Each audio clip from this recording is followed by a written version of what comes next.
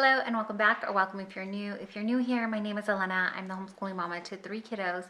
Here on the channel, we talk about everything from homeschooling to homemaking, all the things in between. Let's jump in. We're going to talk about we're not going to talk about, we're going to do we're going to answer the questions to the mid-year book tag. I think the word freak out is in there somewhere, but you get the gist.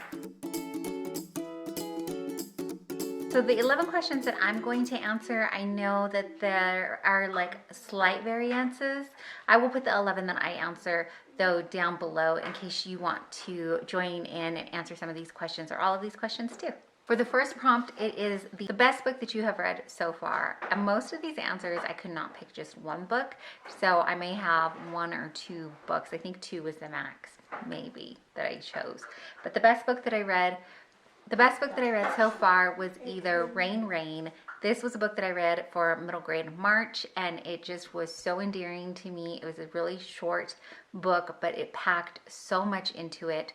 Or I also really loved Stay With Me by Becky Wade. So much so, if you caught, I think it's in my May catch-up reading, what I read in May video, that I had checked this book out from the library and loved it, started loving it so much that I needed to purchase it. I don't purchase a lot of books just because it's not in our budget to do that, so I check out a lot of books from our local libraries, and then if I purchased used typically. So this one I did find used, and I had to snag it up because I wanted to annotate and just make notes, and I absolutely fell in love with this book. Best sequel that you've read so far. I don't know if it counts as a sequel because technically it was book 3 of the Folk of the Air series. The Folk of the Air series has been around, people had chatted about it, but I didn't read it until this year, and I picked the 3rd book, The Queen of Nothing, just because I felt like it really tied everything mostly up. I know it leaves us with a little bit of what could happen next. You know, it's not really a cliffhanger, I would say, but it's definitely an opening.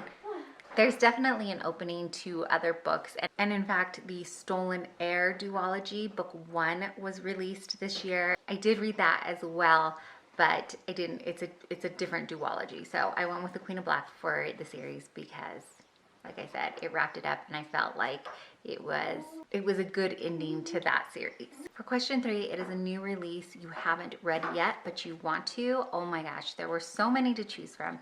So I tried to narrow it down. I want to read Fourth Wing by Rebecca Yarros because I have just heard so much about this book that it's like hard to get a hold of because so many people are reading it and they just can't keep it on the shelves. But so many people have already read it and they're talking about it. So I do want to pick that book up. I would love to read it, but I haven't been able to yet. So it's on my to-be-read list. Another one is my very first Brandon Sanderson book. I want to read one of his books, but I decided that I wanted to read Trees of the Emerald Sea. My oldest actually read one of his books for an online class that he did, and right about that time is when he popped on my radar, and I wanted to read one of his books because of all these things. He came on my radar, and I know I'm slow to the game. He's written like a bajillion books. It feels like this man can just churn out fantasy books like no other, and he is here local in Utah. And so now that we live in Utah, I just feel like I should pick up one of his books. So when I went to the bookstore, I actually went into one of our local bookstores looking for one of his books, and they had, it was a little out of my price range when I went to go get the book. So we're holding off on it, but I think this is the first book that I'd like to read for him, even though it is not one that's typically recommended as a first read. But this book he wrote, I think he wrote it, and his wife is the one that convinced him to publish it because he wasn't going to.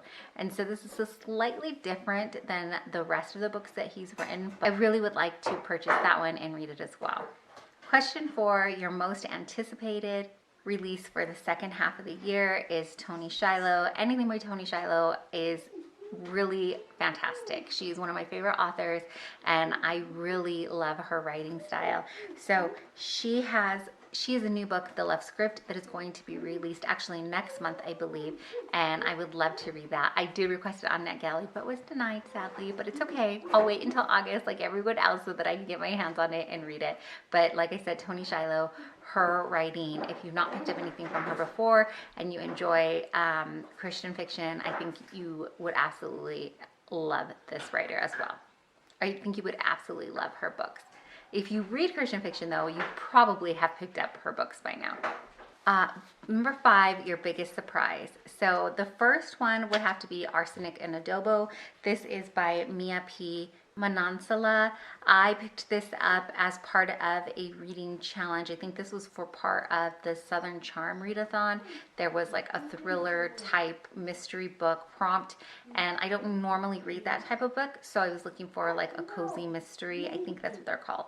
And this one was surprisingly to me really good. I know that other people who read this genre more frequently knew it was good. It was a lot, people were talking about it a lot, or at least in the area that I was following, they were talking about it a lot, but because I don't normally read those kinds of books, I never picked it up. I just honestly was a scaredy cat, and I was like, no, mystery thriller, not for me. I need to sleep at night. But this is definitely one of those books that you can pick up and still sleep at night, so I encourage you to do it. It was a pleasant surprise to me that I enjoyed this book, and I may end up picking a few more in this genre to see if I follow along those lines and are pleasantly surprised that I maybe like the whole genre. Another book that was a surprise to me sitting here is The Giver by Lois Lowry. Now, most people have read this. This was like a typical assigned reading for school, but I know when I read this, I mentioned that somehow our school, this wasn't one of on our assigned list, but my son read it, and this was for middle grade March. I decided to pick it up because my son recommended it, and I needed a middle grade March to fit this prompt that I was doing. This is another book that I just fell in love with, so much so that I went scouring and looking for the rest of the series in through ThriftBooks and eBay so that I could purchase it and have it. Now, I know this series doesn't really follow the story, like it doesn't pick up where the last story leaves off. It's not that kind of series, but the very last book, I'm told, ties it all together. This book, though, I can see why it was recommended reading. I don't know if it's still recommended reading, but if it's not, I recommend you read it. It was just a lot of things in here just made me take pause, made me think. All in all, just such a fantastic book. So this was also a very wonderful, pleasant surprise. Question 6, as a favorite new author, either a debut author or someone new to you. So these authors are new to me. Definitely Lily Chu. I've read a couple of books by her, and I really enjoy her writing. And then Annette Chavez Macias. I just finished one of her books, and I fell in love with her writing. I fell in love with the way that she tells stories. I went to see what other books she's written. I think there are just 2 books out by her, and so these are also books that I definitely want to get on my shelf because I'm going to go back in, annotate, make notes. I just thought it was such good writing, and it really hit close to home for me. A lot of the things that she was saying I could relate to, and just all in all, really enjoyed her. I think that I will enjoy both her books. I read one, like I said, I'll talk more about it in my June wrap up. So far, the only book that I've read from her is Too Soon for Adios. I'll talk about this more in my June wrap up, but all in all, I really enjoy her writing, and I'm going to be looking for her other book, like I said, and then be on the lookout to see if she's continuing writing. I can't wait. Next question, newest fictional crush. It would have to be Sam from Stay With Me. This man, I mean, he's probably the reason I first thought I need to purchase this book. In fact, I think I was about like 100 pages, maybe not even 100 pages in, and I had to stick a post-it note in the library book and say, I already love this guy. Sam is just the type of man that is really... He's got a tough exterior, but once you crack that, he's just the softest, sweetest, caring person. It seems like, right, his character. He really cares for people. He notices details, and he just seemed so loving and giving, and it was just beautiful to watch. So definitely, I would have to say Sam Turner, my newest fictional crush. Books that made you cry. I think it would be easier to ask books that didn't make me cry because I am a very emotional person, and things I cry. It's a supernatural gift that I have. So some of the books though that really tug at me, again, Rain Rain. I have a special needs son, and books that talk about this and talk about the struggle, and the voice is written, the book is written from the voice of the character with special needs, and it just is fascinating to see some of the things that may be going through their minds, and the people around them that care for them. It can sometimes feel extremely lonely when you have someone with special needs that you adore and love and care for, and sometimes a lot of maybe the outside world doesn't understand some bits of it.